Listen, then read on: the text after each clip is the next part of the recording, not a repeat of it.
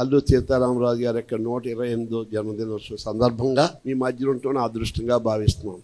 మన మిత్రులు రామానాయుడు గారి సన్మానం చేయడానికి నాకు అవకాశం దొరికింది. నేను ఎప్పుడు సన్మానాలకు వ్యతిరేకం. నేను చెబుతాను, నీ సంగతి కూర్చో. సన్మానం చేశామంటే ఆ సన్మానంతో పాటు ఒళ్ళు బలిచిపోయి పాడైపోతారు. ఇక్కడ సన్మానం చేసినా కానీ ఒళ్ళు దగ్గరికి బతికినోడు కాబట్టి నేను ఒప్పుకున్నాను. గొప్ప వ్యక్తి. నా భార్య కారులో వెళ్తూ ఈయన చేసినటువంటి కార్యక్రమాలు కళ్ళతో చూస్తూ మీ అపోజిషన్ పార్టీలో ఉండి మీ ఇద్దరం ఆయన గెలవాలని కోరుకున్నాం. దైవసాక్షిగా పార్టీతో పనిలే. అన్నపూర్ణ అంటుంది, ఏంటి ఆయన గెలవాలండి, మేము ఊరేగుతున్నాం మా పార్టీకి, ఆయన గెలవాలి, మంచోడండి, బాగా పనిచేస్తాడు. రామానాయుడు గారు ఆయన నాయకుడు కాదు, సేవకుడు. నాయకుడిని చేసి పాడు చేయకండి, ఆయన సేవకుడిగానే ఉండేవండి. ఎందుకంటే సేవలో ఉన్న తృప్తి నాయకత్వంలో లేదు.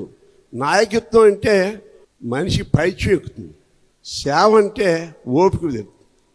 ఆ ఓపిక మహానుభావుడు ఆ తల్లిదండ్రులు కన్నా, ఈ తల్లిదండ్రులకి నాకు తెలియపోయినా వాళ్ళకి నేను నమస్కారం పెట్టుకుని ఇటువంటి చక్కటి బిడ్డను కన్నా తల్లిదండ్రులు నీలాంటి సహకరించే నీ భార్యని రోడ్డు తిరిగి ఓడికి ఏ పేరు కూడా ఉంటుందా? నా భార్య నీ భార్య అదృష్టం మనకి, లేకపోతే మన వాళ్ళ కాదు. మన భార్య చేయి సాపిందంటే మన అవుట్. మంత్రి గారి భార్య కానీ బాబురాజు గారి భార్య కానీ ఇలా అందంటే గోయిందా. వాళ్ళు అటువంటి వాళ్ళు కాబట్టి మన ఇలా రోడ్డు మీద తిరిగి సన్మానానికి అర్హులు అయ్యామని మనం. క్షత్రియులు మన గాంధీ గారు క్షత్రియ ధర్మం నిలబెట్టుకుంటున్నాడు. పదం ఉన్నా లేకపోయినా, అంటే గవర్నమెంట్ పోయినా ఏమన్నా పట్టు వేయడం విక్రమార్కులాగా రామానాయుడికి అండగా ఉన్నాడు. నేను చాలా అభినందిస్తున్నాను. కానీ పాలకోళ్ళు క్షత్రియులను చూస్తే ఒళ్ళు పులకరిస్తుంది నాకు. నిజంగా ఎంత గొప్పోళ్ళే. ఇంటికే ప్రతీది లయన్స్ క్లబ్లో పదవి కూడా దెబ్బలాడుకునే రోజులు. అటువంటిది నువ్వు ప్రెసిడెంట్ అవు అంటారు. కానీ నాకు అని అడగరు మీరు. చాలా గొప్ప కమిటీ పాలకోళ్ళు క్షత్రియ కమిటీ అంటే నాకు ఎనలేని గౌరవం.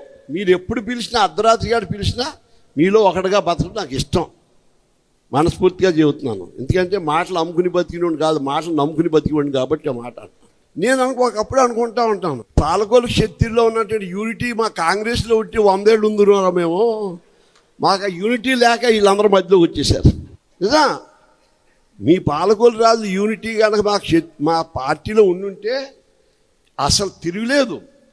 కానీ మళ్ళీ ఉండలేక మేము పడి ఉన్నాం. ఇప్పుడు ఇందాక కబర్దీ గారు మాట్లాడతా కూటమిలో జనసేన వారు, తెలుగుదేశం వారు, బీజేపీ వారు అందరూ వచ్చినందుకు, కానీ కాంగ్రెస్ గురించి మాట్లాడలేదు పాపం.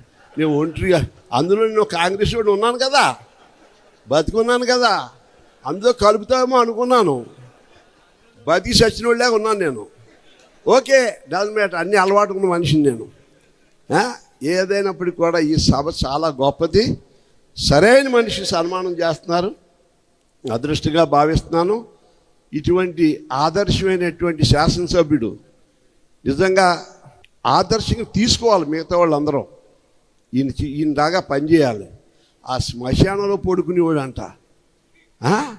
శ్మశానంలో ఇంకోటి, శ్మశానం అంటే ఇంకోటి తెలుసా నీకు? పొరుగురోడికి నీరంటే భయం, ఊరోడికి శ్మశానం అంటే భయం. విషయం చెబుతాను. పొరుగురోడికి నీరంటే ఎందుకు భయం అంటే, వర్షం కురిసింది అనుకోండి, ఒక అడుగు నీళ్లు ఉన్నాయనుకోండి, పొరుగురోడికి ఇదే నదేమో అనుకుని వెళ్తాడు. ఊళ్ళో వాడు శ్మశానం, పొరుగురోడి శ్మశానం అనుకోండి దున్నుకుంటా బాధ, శ్మశానం అని అడిగి తెలియదు. ఊళ్ళో వాడు శ్మశానం తెలుసు కాబట్టి ఆ చుట్టుపక్కలకి వెళ్ళడం. అటువంటి శ్మశానంలో పడుకున్న మహానుభావుడును నేను ఎలా వర్ణించాలి?